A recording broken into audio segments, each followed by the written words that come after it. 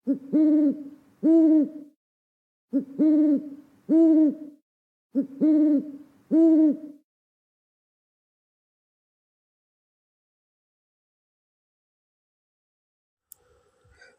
datang di visualisasi imajinasi pojok santai.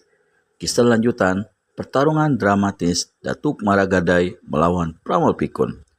Kisah ini diambil dari video yang ada di dalam layar.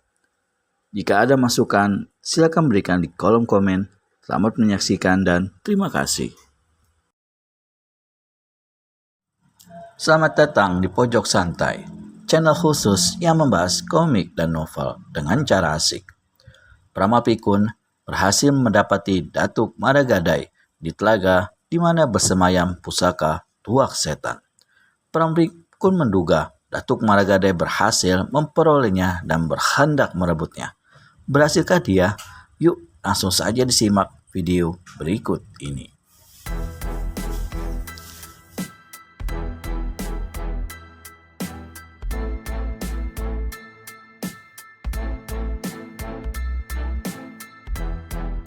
Tawa Datuk Maragadai terlepas keras. Pada saat yang sama, Pramal Pikun berkata dalam hatinya, "Pasti dia sudah dapatkan pusaka itu. Kalau dia tidak memperoleh pusaka tuak setan dari Cadaspati, tak mungkin dia menyelam di dalam telaga dalam keadaan tanpa melepas pakaian. Sengaja dia menyelam dengan berpakaian lengkap, karena keadaan itu bisa dimanfaatkan olehnya untuk menyembunyikan pusaka tuak setan di balik baju atau pinggangnya itu." Datuk Maragadai hentikan tawa, tapi bibirnya masih sembunyikan sisa senyum sinisnya sambil ia pendengarkan suaranya yang sedikit besar itu. "Lucu sekali buatku. Dulu sangkaku Cadaspati membawa pusaka tuak setan dari dasar telaga, sebab aku lihat dia muncul dari kedalaman telaga. Lalu aku kejar dia sampai akhirnya dan ternyata dia tidak pegang pusaka itu. Sekarang aku muncul dari dasar telaga tanpa membawa pusaka itu, tapi disangka berhasil memperoleh pusaka itu. Tentunya kau tidak percaya jika kukatakan bahwa aku tidak memperoleh benda apapun di dalam dasar telaga itu. Satu pasir pun tidak kubawa naik ke permukaan ini, Pramal Pikun. Harap kau mau percaya agar tak terjadi salah duga yang berakibat buruk seperti nasib adikmu itu." Pramal Pikun membatin. Apakah benar dia tidak dapatkan pusaka itu? Jika benar, lantas kemana perginya pusaka itu? Siapa yang sudah berhasil membawanya pergi? Atau masih ada di dalam telaga ini? Sejurus setelah keduanya sama-sama diam, Datuk Maragadai kembali mendengarkan suaranya. "Pramal Pikun, kurasa kau tak perlu curiga padaku. Pusaka itu memang tidak ada. Mungkin juga yang namanya pusaka tuak setan hanya merupakan kabar bohong saja. Pusaka itu tidak pernah ada dari dulu sampai sekarang.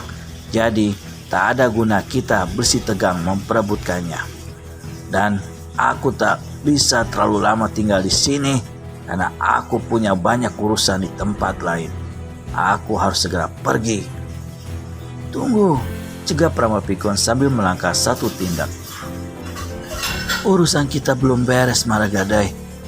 Sudah kukatakan tuak setan itu tidak ada." "Barangkali benar, tapi urusan soal kematian adikku belum selesai. Kau harus menebusnya dengan nyawa pula, Maragadai." Aku tidak tega jika harus menemukan tulang-tulang tuamu, Renggono," kata Datuk Maragadai menyebutkan nama asli Pramal Pikun. Tetapi agaknya orang berkumis putih dan beralis tebal putih itu tidak mau membiarkan lawannya pergi begitu saja.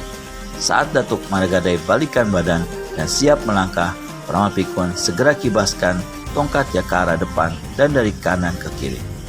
Wung! Bunyi kibasannya mirip suara gangsing. Datuk Maragadai segera balikan badan untuk menangkis pukulan tenaga dalam itu, tapi ia telat bergerak. Tenaga dalam tanpa bentuk itu telah menghantam bagian punggungnya. Puk!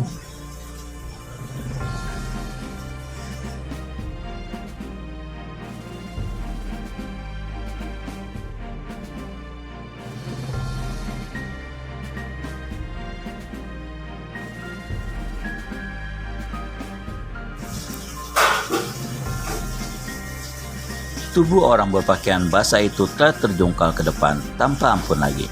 Pakaian yang basah menjadi kotor karena tanah. Pramana Pikun melihat adanya peluang emas untuk Datuk Maragadai. Maka ujung tongkat yang bawah disentakkan ke depan dengan mengerahkan tenaga dalamnya. Tras!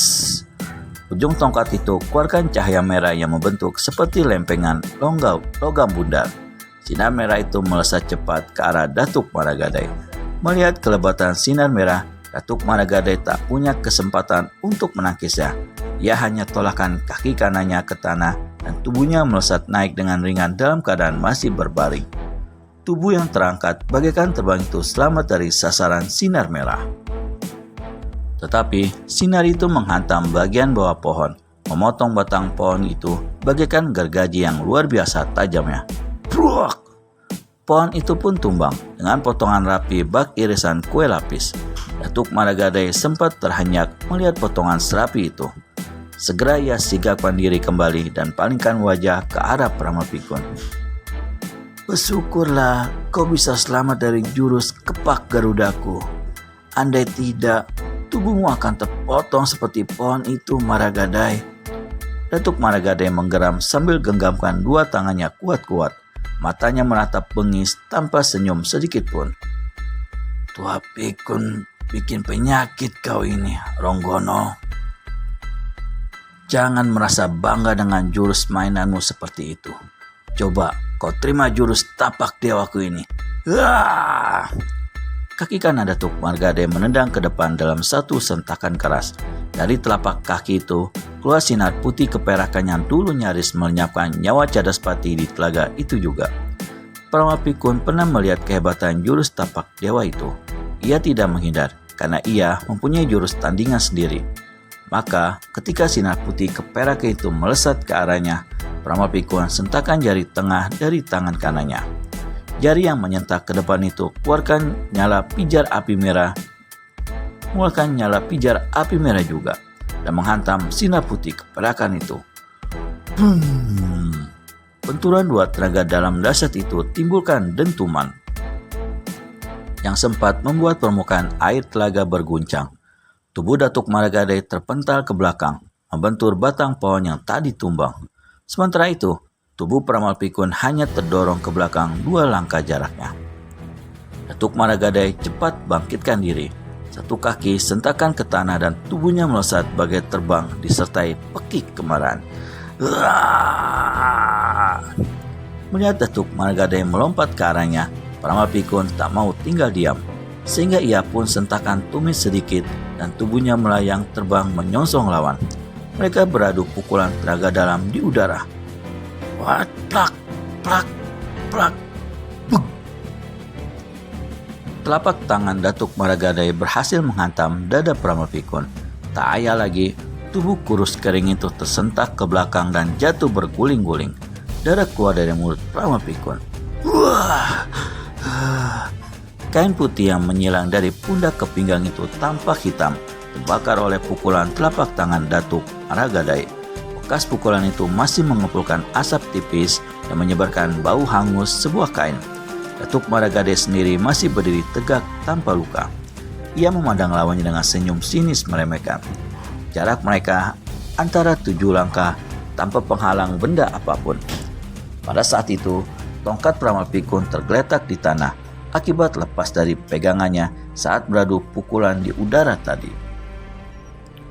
Melihat tongkat ada di dekat kaki kanan, keadaan tubuh masih separuh berbaring. Secepatnya Pramana Pikun jejakkan kakinya ke kepala tongkat. Dalam satu jejakan kaki, tongkat itu melesat sendiri menuju ke arah lawan. Trak, trak. 2 tangan Datuk Maragadai sentakan ke atas dari bawah tongkat yang hampir mengenai dadanya.